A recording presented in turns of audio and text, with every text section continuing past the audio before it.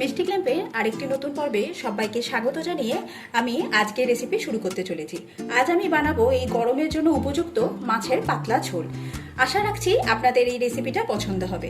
Video পছন্দ হলে like, share আর comment করতে ভুলবেন না, আর আমার চ্যানেলটি সাবস্ক্রাইব করে আমার পাশে থাকবেন।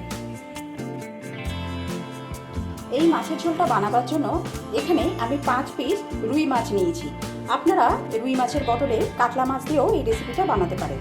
মাছের গায়ে পরিমাণ মতো নুন, হলুদ আর সামান্য একটুখানি গুঁড়ো লঙ্কা মাখিয়ে রেখেছি। একটা মশলার পেস্ট বানিয়ে নেব। তার জন্য মিক্সিং জারের মধ্যে দিচ্ছি হাফ টিস্পুন গোটা জিরে, দিয়ে দিচ্ছি হাফ টিস্পুন গোটা ধনে, এবার হাফ টিস্পুন কালো জিরে অ্যাড করে দিচ্ছি, দুটো কাঁচা লঙ্কা অ্যাড করে দেবো, 1 টিস্পুন আদার পেস্ট অ্যাড করে দিচ্ছি।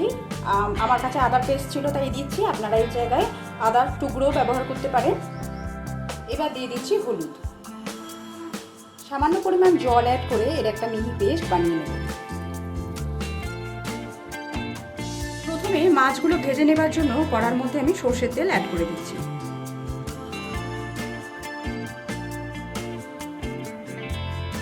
তেল ভালো মতো গরম হয়ে গেলে তারপরেই মাছের পিসগুলো ছাড়বো।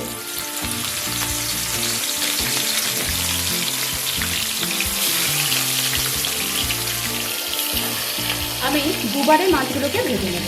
একটু কড়া করে মাছগুলোকে ভাজবো। সমস্ত মাছগুলো একটু কড়া করে এইভাবে ভেজে নেওয়া হয়ে গেছে। মাছ ভাজা হয়ে গেলে, যেহেতু মাছ ভাজার সময় একটু বেশি পরিমাণ তেল দিয়েছিলাম, কিছুটা পরিমাণ তেল আমি তুলে রেখেছি। এবার এই তেলের মধ্যে কেটে রাখা বেশ কিছু পটল ভেজে নেব।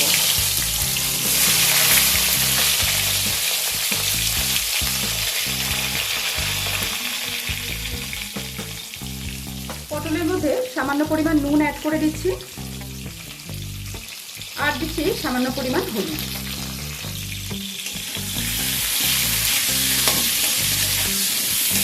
পটলগুলোকে এবার ভেজে তুলে নেব।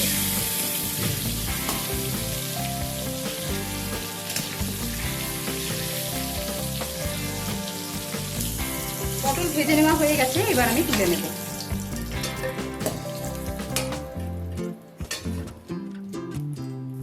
এবার এই তেলের মধ্যে কিছুটা পরিমাণ কালো জিরে ফোড়নের জন্য দিয়ে দিলাম, আর সেই সাথে দুটো অল্প চিড়ে রাখা কাঁচা লঙ্কা দিয়ে দিলাম।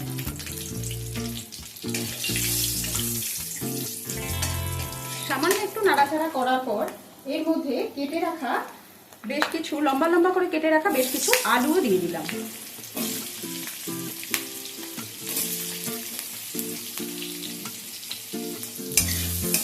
এবার আলুটাকে সামান্য একটুখানি ভেজে নেব। আলুটা দেবার পরেই দিচ্ছি সামান্য পরিমাণ নুন। অল্প কিছু সময় নিয়ে আলুটাকে একটু ভেজে নেব। আলুটা সামান্য একটু ভেজে নেবার পর এর মধ্যে বেটে রাখা মশলাটা দিয়ে দেব।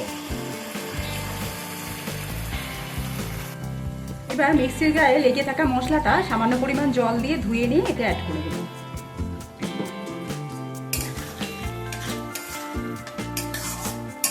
কিছুক্ষণ মশলাটাকে একটু কষিয়ে নেব। মশলাটা কষিয়ে নেওয়া হয়ে গেলে এর মধ্যে ভেজে রাখা পটলগুলো দিয়ে আরও প্রায় 1 থেকে 1.5 মিনিট সময় নিয়ে একটু নাড়াচাড়া করে নেব। এবার এর মধ্যে পরিমাণ মতো জল দিয়ে দিচ্ছি।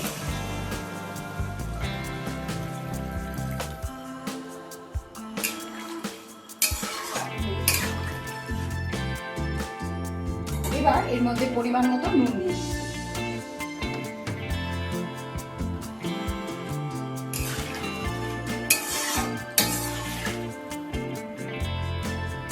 গ্যাসের ফ্লেমটা হাইতে দিয়ে প্রথমে জলটাকে একটুখানি ফুটতে দেব। জল ভালোভাবে ফুটতে শুরু করেছে। এবার গ্যাসের ফ্লেমটাকে অল্প একটুখানি কমিয়ে দিয়ে এটাকে চাপা দিয়ে আলু আর পটলটাকে সেদ্ধ করে নেব। আলু আর পটল প্রায় যখন 80% সেদ্ধ হয়ে যাবে, সেই সময় আমি ভেজে রাখা মাছগুলো এর মধ্যে দিয়ে দিচ্ছি।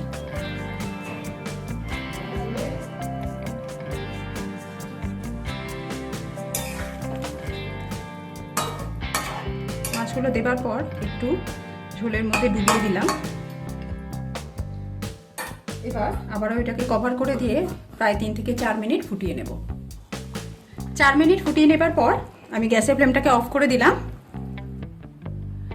তৈরি হয়ে গেছে আমার আজকের রেসিপি আলু পটল দিয়ে মাছের ঝোল।